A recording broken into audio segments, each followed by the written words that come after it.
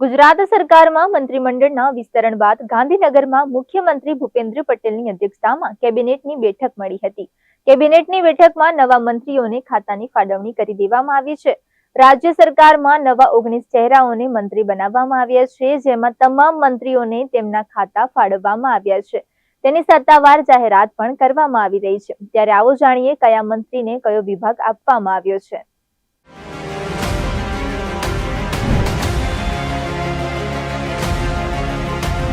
હું હર્ષ રમેશ કુમાર સંઘવી ગુજરાત રાજ્યના નાયબ મુખ્યમંત્રી તરીકેના ઈશ્વરના નામે સોગંદ લઉં છું કે હું જીતેન્દ્ર સૌજીભાઈ વાઘાણી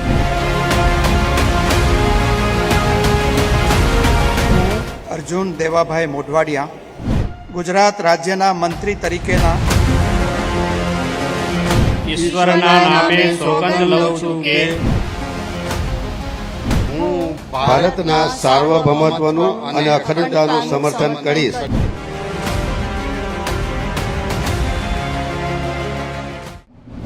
ભૂપેન્દ્ર પટેલ મુખ્યમંત્રી।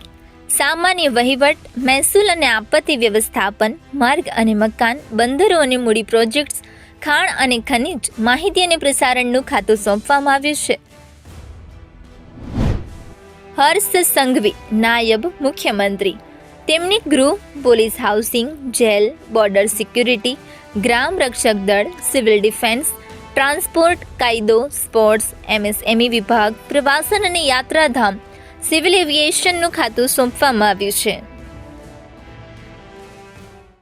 કેબિનેટ મંત્રીઓ સરકારના કોર ગ્રુપ અથવા કેબિનેટનો ભાગ હોય છે। તેઓ નિયમિતપણે કેબિનેટની બેઠકોમાં ભાગ લે છે અને સરકારના તમામ મોટા નિર્ણયો અને નીતિઓ ઘડવામાં તેમની સીધી ભૂમિકા હોય છે। તેઓ પોતાના મંત્રાલયની કામગીરી અને નીતિઓ માટે સંપૂર્ણપણે જવાબદાર હોય છે। તો ચાલો જાણીએ ગુજરાતના નવા કેબિનેટ મંત્રી કોણ છે અને તેમને કયા ખાતાની ફાળવણી કરવામાં આવી છે। કનુ દેસાઈ કેબિનેટ મંત્રી, જેમને નાણાં, શહેરી વિકાસ અને શહેરી આવાસનું ખાતું સોંપવામાં આવ્યું છે।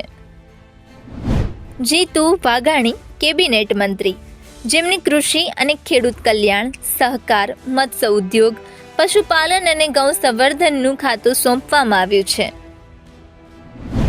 ઋષિકેશ પટેલ કેબિનેટ મંત્રી, જેમને ઉર્જા અને પેટ્રોકેમિકલ્સ, પંચાયત અને ગ્રામ્ય આવાસ, કાયદો અને ન્યાય, વૈધાનિક અને સંસદીય બાબતોનું ખાતું સોંપવામાં આવ્યું છે।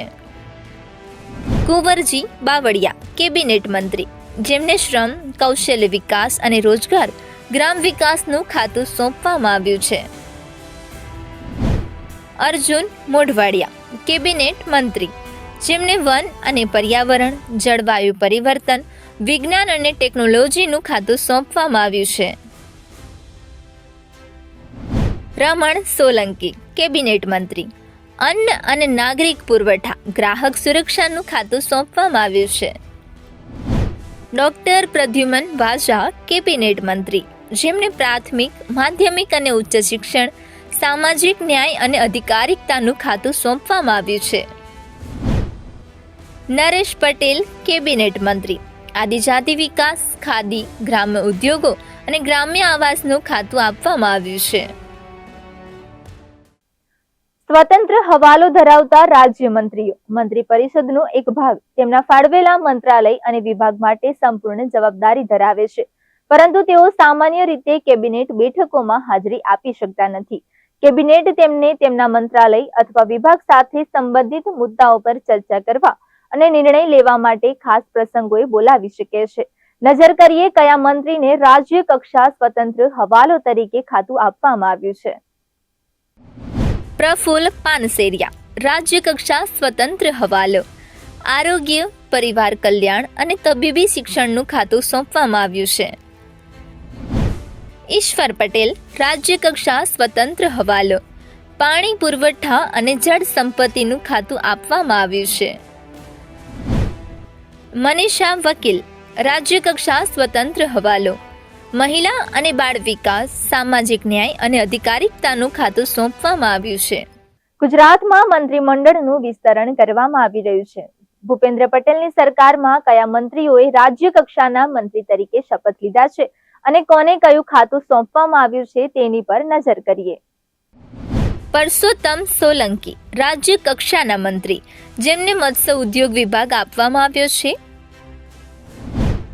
રીવાબા જાડેજા રાજ્ય કક્ષાના મંત્રી, જેમને પ્રાથમિક, માધ્યમિક અને ઉચ્ચ શિક્ષણ વિભાગ આપવામાં આવ્યું છે.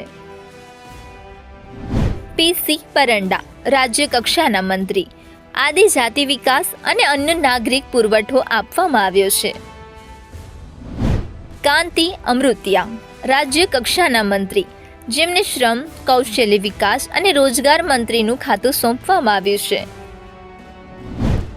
કૌશિક વેકરિયા રાજ્ય કક્ષાના મંત્રી, જેમને કાયદો અને ન્યાય, ઉર્જા અને પેટ્રોકેમિકલ સંસદીય બાબતોનું ખાતું સોંપવામાં આવ્યું છે.